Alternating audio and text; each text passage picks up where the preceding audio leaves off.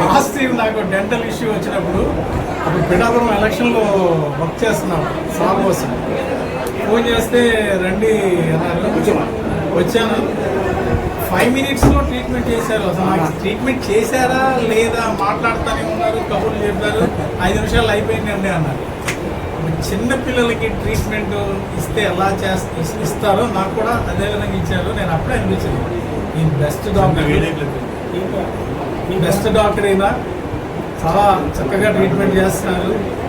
చాలా హాస్పిటల్కి వెళ్తాం, వెయిట్ చేయాలి, ఆ ఎక్స్రేలు అంటారు, ఇవి అంటారు, టెస్ట్లు అంటారు. ఏం లేదు, ఒకసారి చూశారు డ్యామేజ్ అవుతుంది కొంచెం, దానికి రూట్ కెనాల్ చేసి క్యాప్ వేసేస్తానన్నారు.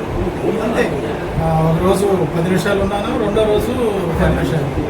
టోటల్గా 2 daysలో 20 minutesలో నా ట్రీట్మెంట్ అయిపోయింది.